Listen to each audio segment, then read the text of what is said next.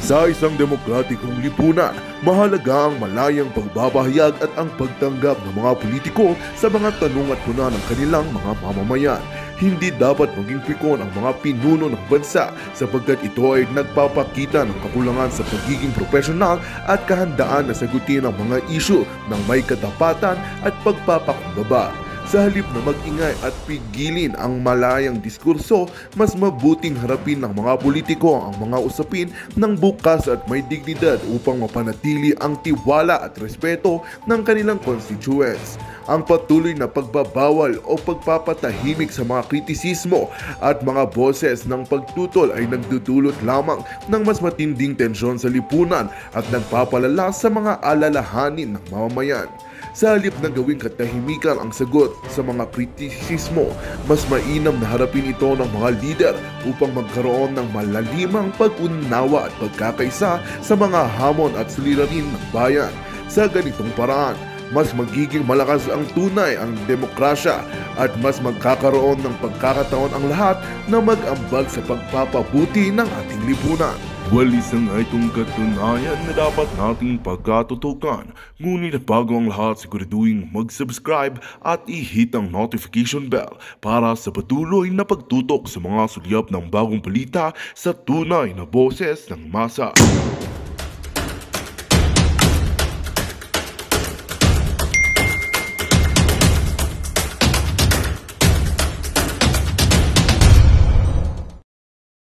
Kaya nga marami tayong kwento at nakausap namin si Atty. Vic, ang napag-usapan namin, huwag tayong matatakot. Diretso lang tayo. Yun po ang napagkasunduhan kahit anong mangyari. Kung merong mang isa sa atin ang pipigilan, dire-diretso tayo. Kailangan bantayan natin ang likod ng bawat isa.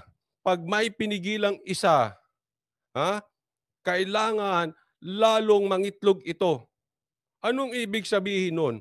Pag may pinigilang isa, pag merong isang pinusasan, merong niyari isa, merong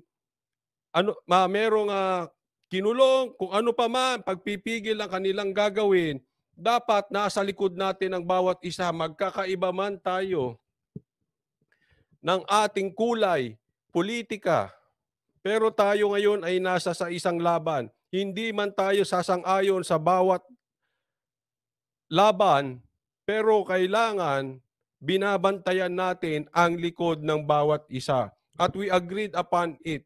No? So pagka merong isa talaga na binusalan sa kahit anumang pamamaraan, lalo tayong mag-iingay. Lalo nating isisiwalat. Kaya po, kung ako sa gobyerno, pag merong binabatong anomalya patungkol sa kanila, sagutin nila. Halimbawa, sinabi ni Tatay Digong, meron tayong adik na presidente, sagutin nyo, huwag posasan ang mga bibig. Halimbawa, sinabi ng mga anak ni PRRD, ni Tatay Digong, na mag-resign. Sagutin ninyo kung bakit kayo ay hindi mag-resign. Pero wag natin pipigilan ang mga nagsasalita. Kasi po, as far as I know, it's already 2024. Wala na tayo sa 1970s na dati ay diktador. Tayo po ay nasa bansang Pilipinas na may demokrasya. Alam nyo, kahit maraming kritiko, pero ginagawa ninyo ang dapat ninyong gawin. Makikita ng tao na yung mga kritiko ninyo ay inggit lang. Pero ang problema, kung alam ninyo hindi kayo gumagalaw, hindi ninyo ginagawa ang inyong dapat gawin na ipinangako ninyo sa taong bayan, pag may kritiko, apektado kayo agad. Bakit? Kasi kita ng tao na yung inyong ipinangako sa taong bayan ay hindi ninyo ginagawa. Nalalaman nila na yung kritiko ay tama. So wag po natin gagawin yung ganyan. Kung ako sa inyo, gawin nyo ng tama ang inyong mga trabaho. Majeline Ken Monche, maraming salamat po. Thank you sa pag-sponsor ng live na ito. Thank you sa pagsuporta at nawa ay pagpalain ka. Thank you, Majeline Ken Monche. Alam nyo kasi medyo emotional ako dito, no? Kasi alam nyo, ang gobyerno dapat ay hindi pikon. Eto, bibigyan ko po kayo ng magandang halimbawa. Doon sa matagal na dito, sa channel ko, alam nyo, kaliwat kanan, binabanatan ko yan si Attorney Vic. Binabanatan ko yan. Tandaan nyo po, si Attorney Vic, kaklase ko yan. Elementary, high school. At kasama ko pa sa varsity team. Basketball, high school team ng Claret School. Pero binanatan natin. Binanatan natin kaliwat kanan. Bakit po?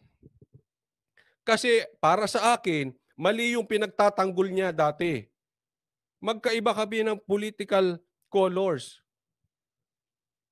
Pero ngayon magkasama kami. Bakit? Walang personalan. Actually, pati si Attorney Vic, inamin yan.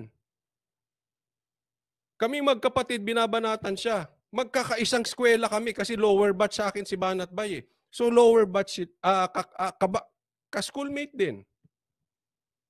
Pero walang schoolmate.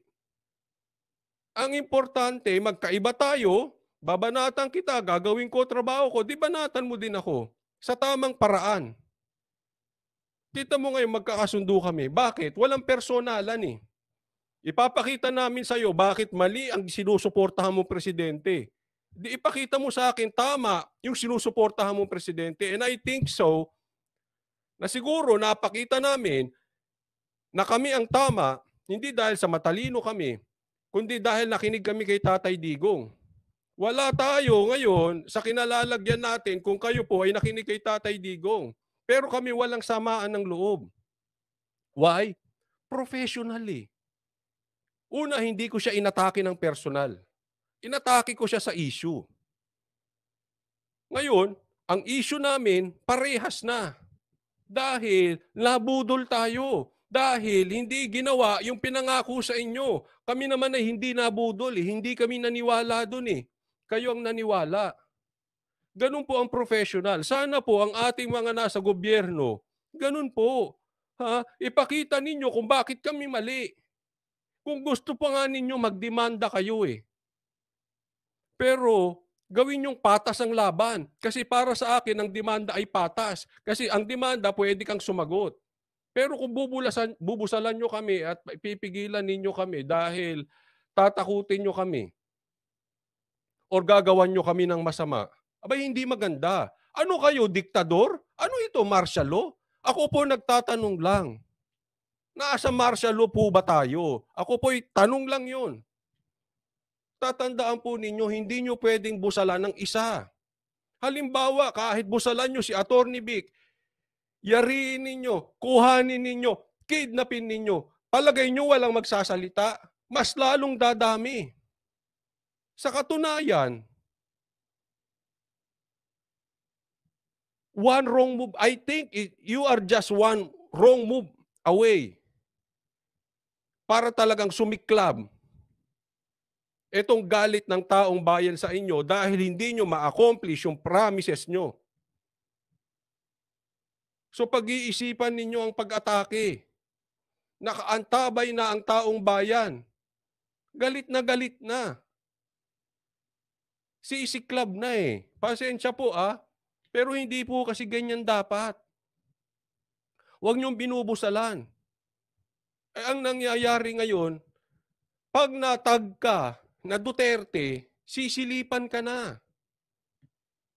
Buti nga kung sisilipan lang, kung ipapadukot.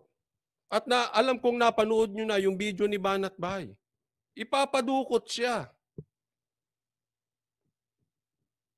Ayan po ang masakit sa atin. Ano po, ganyan na lang tayo? Really? Diktador na ba tayo? Bumalik tayo sa martial law? Huwag ganoon. Sagutin nyo ng tama. Gawin yung patas. Ang laban. Huwag kayo. Kasi kayo, biglang public official, kayo po ay nangako sa taong bayang maninilbihan. Hindi po pwede na para kayong bata na walang kokontra. Hindi pwedeng walang oposisyon. Dapat bago kayo nanumpa, diyan sa inyong posisyon, bago nyo inasam-asam yan, dapat alam ninyo may kritiko, dapat alam ninyo may oposisyon, hindi po pwedeng kayo nang kayo masusunod. Bakit hindi na lang natin gawing communism ito? Galit na galit kayo sa China para kayong gusto nyong gawing North Korea ito? Lipat na ako sa Davao, himiwalay na nga tayo. Grabe. Tandaan nyo to. Ito lang pakiusap ko. Uulitin ko yung nausapan namin nila Attorney Vic. Bantayan po natin ang bawat isa. Huwag tayong titigil. Pag may binusalan, we make sure na marami pang magsasalita. Sana po, ang mga viewers, bantayan nyo rin po yung mga vloggers na totoong lumalaban at nasa likod nila Tatay Digong. Diyan namin kayo maaasahan. Ikalat po ninyo. Kaya nagpapasalamat ako doon sa mga vloggers na ikinalat yung video ni Banat Bay. Ikalat nyo po nang sila ay maalerto. Hindi po pwede itong ganyang ginagawa nila. Kaya ako napanood ko. Pasensya kung hindi ko po kayo mabanggit kasi ang napanood ko lang yung kay Spencer Lacalle, kay Jojo de Guzman. Maraming salamat. Sana mas marami pang vloggers. Ikalat ninyo. Kasi ito po tandaan po, hindi naman natin kailangan magkasundo-sundo sa lahat ng bagay.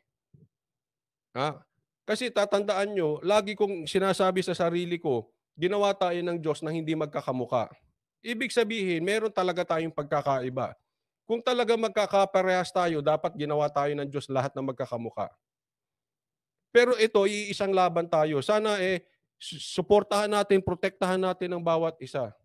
Nakikiusap po ako sa ating mga kapwa Pilipino, pagka mayroong nangyari, sa isa man, kahit hindi natin kasama, basta po ipinagtatanggol ang karapatan ng bawat Pilipino, sawang-sawa sa puro pangako na hindi nangyayari, sana po magitlog ito at ikalat nyo ng ikalat kung ano yung kabalustaga na gagawin nila.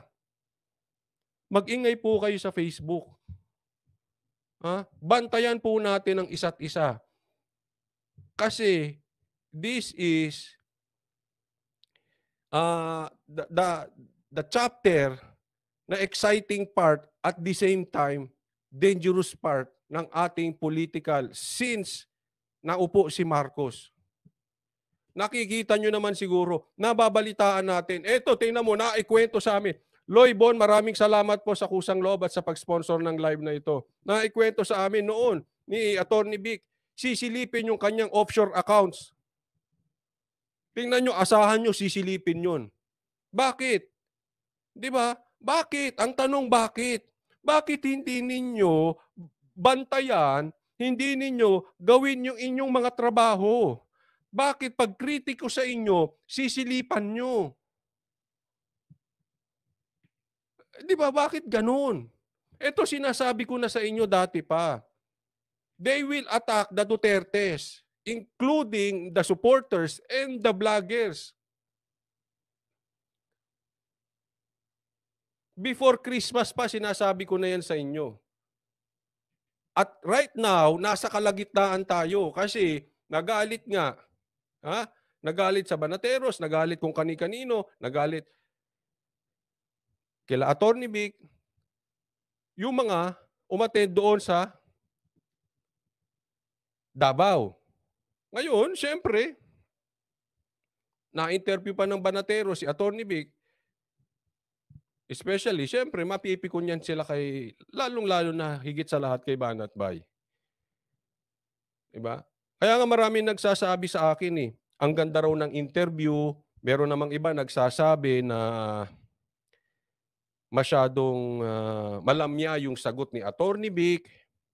Alam nyo po, ito hindi po sa kampi ko kay Attorney Vic. I think wala na akong kailangan patunayan sa inyo. Kasi binakbakan ko talaga yan si Attorney Vic. Pero in fairness sa kanya, sa tingin ko, ang kanyang mga sagot, kung ako ay nasa posisyon niya, ganun din ang sasagot ko.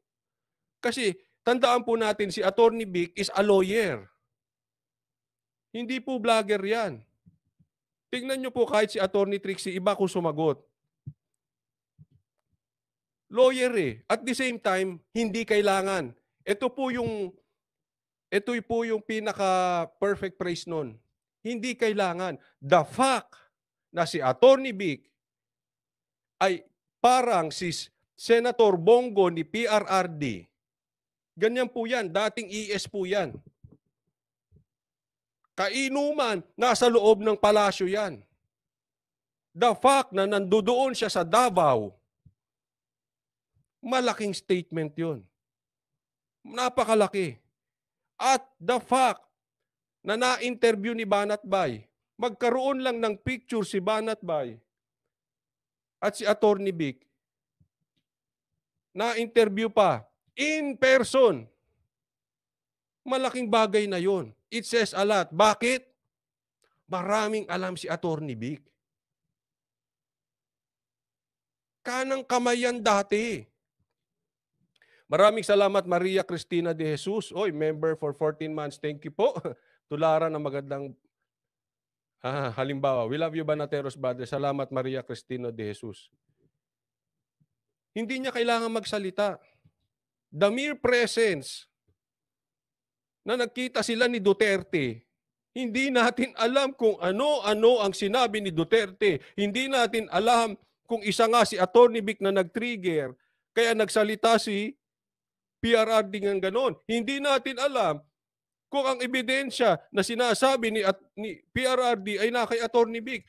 Hindi po niya sinabi yan. Ako lang sa tingin ko. Anong ibig ko sabihin? The mere fact na nagkita sila, iikot ang puwet ng mga yan.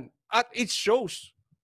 The fact na na-interview ni Banatbay in person si Attorney Vic, iikot ang puwet niyan. At it shows. Meron na ngang masamang banta. Kasi kung baliwala sila, walang kwenta yung kanilang ginagawa, hindi kailangan may banta. At actually, hindi binantaan. Itong nakakatakot kasi hindi binantaan. Na-intercept yung info. Kasi yung minsan banta nananakot. May na-intercept na info. It means they are serious about it. O abangan ninyo, pustahan tayo, sisilipin ng offshore account ni Attorney Vic. Kaya ngayon sinasabi, bakit instead na gawin ninyo yung trabaho ninyo na lagi nyo sinasabi, huwag tayong mamulitika. Ngayon si Tambaluslos, meron pang huwag tayong mamulitika, gawin natin ang trabaho natin. Bakit hindi tayo mag-focus sa ganun? Bakit kailangan silipan ng isa't isa? Hindi ko sinasabing si Tamba ang may gawa niyan. No? Pero ipakita nyo, you walk the talk. Pag sinabi niyong focus kayo sa trabaho, fumocus kayo sa trabaho, wala nang silipan. Wala nang busalan. As far as I remember, kung bubusalan mo ang media at yung tinatawag nga ni Attorney Vic na new media o mainstream media, bubusalan ninyo. Abay, diktador na kayo niyan. Ano ba? Gusto nyo bang gawing kaharian ng Pilipinas? Ayaw nyo na bang bumaba sa pwesto ninyo? Di, ako po nagtatanong lang. Gagawin nyo bang kaharian ang Pilipinas?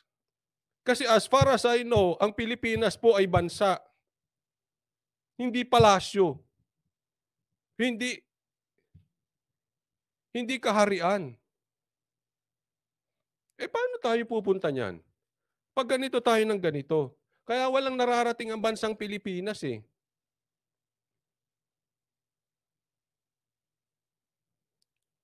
Sana wag po nating gagawin yung ganyan. Nagsisimula na po, mamaya i-discuss natin.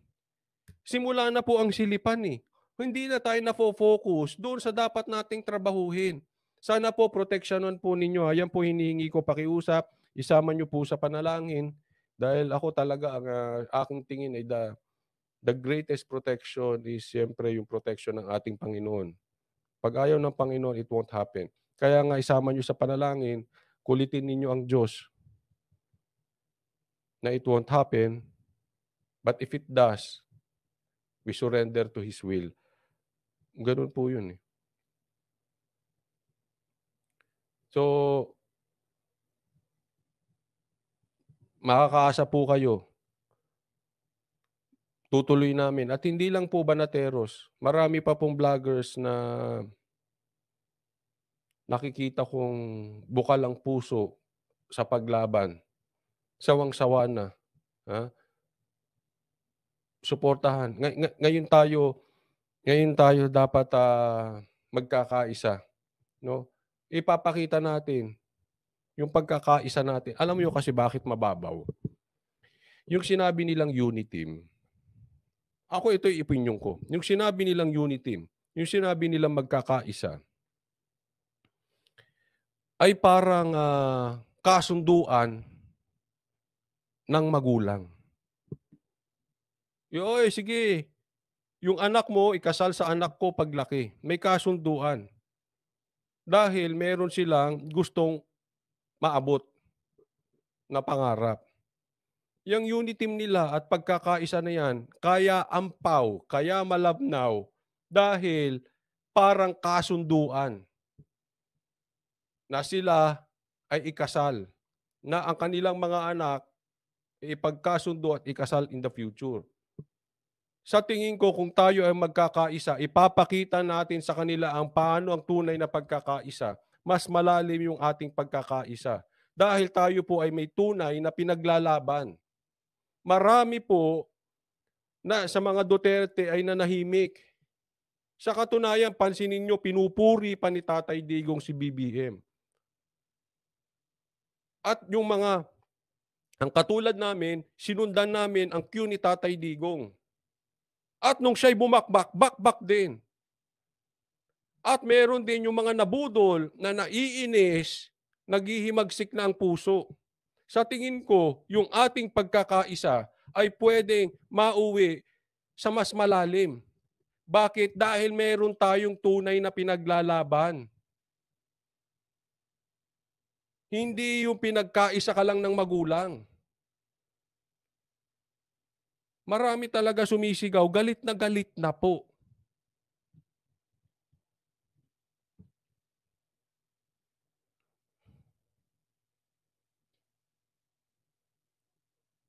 Kaya I really hope that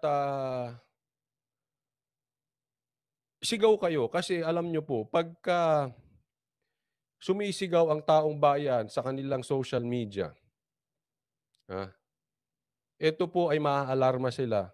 At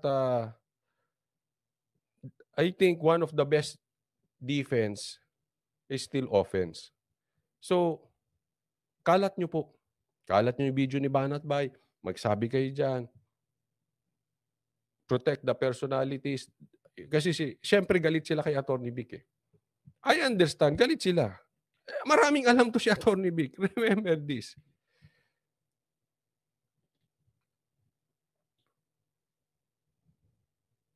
At alam ko, hindi lalabas si Atty. Vic nang hindi niya naman naikalat yung kanyang mga alam. So whatever happens to him, bubulat-lat itong mga kanyang nalalaman. Kaya nga hindi niya kailangan mag-ingay masyado. Diyan lang siya, attend, interview. May natanong kami, no? Hindi ko na siya pwedeng pangalanan. Pero nanginginig na daw sa loob. May nagwawala pa nga daw eh.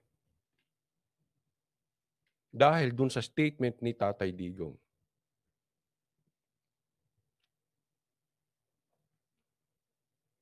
Hindi natin alam kung totoo. Basta may nagkwento lang.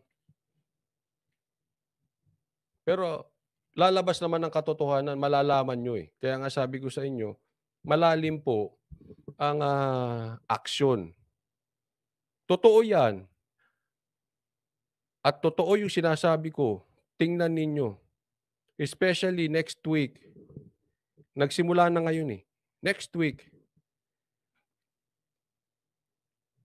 Marami kayong personalidad na makikita na lalabas tapos magte-testimonial. Iipitin si ganito, iipitin si ganyan. In short, markado po yung mga personalidad na nagpunta sa Davao.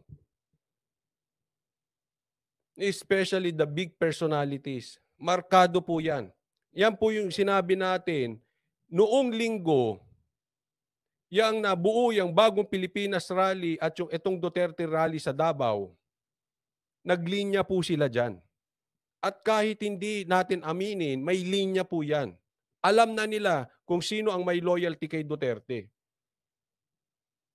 Isa-isahin nyo po yung mga nagpunta ron at abangan po ninyo. Sisilipan, bubusalan, patatahimikin. Asan ang ebidensya mo? Tingnan natin next week. Tingnan mo. Kaliwat kanan na po yan. Kaliwat kanan ang gagawin nila dyan. Imbis na sagutin yung patungkol sa PI, imbis na sagutin yung patungkol sa binanat ni Tatay Digong na may adik na presidente, bangag. Hindi naman kami nagsabi nun eh. Pinaparot lang namin. Masama ba?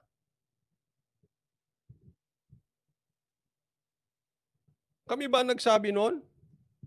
Eh ba't kayo magagalit sa amin?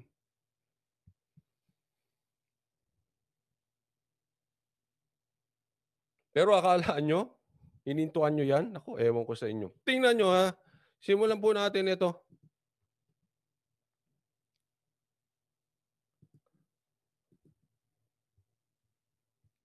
Ng kasong murder sa Pilipinas. Yan ang hamon ni Vice President Sara Duterte laban sa nagakusang siya ang pasimuno ng Ito po, maganda yung sinabi dito eh.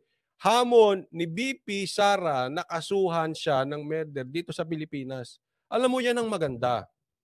Tandaan nyo po, kasama po sa freedom of speech. Freedom of speech, may karapatan po ang mga mamahayag. Kung sa tingin ninyo mali ang aming ginagawa, gaya ng sinabi ni BP Sara, kahusuhan ninyo. Okay, bagamat ayaw namin ng may kaso, para sa akin, mas gugustuhan kung kasuhan nyo kami kaysa ipadukot nyo kami. Kasi sa kaso, makakasagot kami. At tatandaan nyo, pag ang kinasuhan ninyo ay talagang may hawak na ebidensya, baka mamaya yan ang gusto nilang gawin. Nyo, kasuhan. Bakit? Ilalabas lahat doon ng ebidensya. Tingnan natin. Ba't di nyo kasuhan si Sara? Bakit hindi ninyo kasuhan si Tatay Digong? Huwag nyo pong ipadudukot. Kasi pag kinasuhan nyo yan, labasan ang ebidensya niyan. Kasi sa korte, papakinggan ang panig ng bawat isa.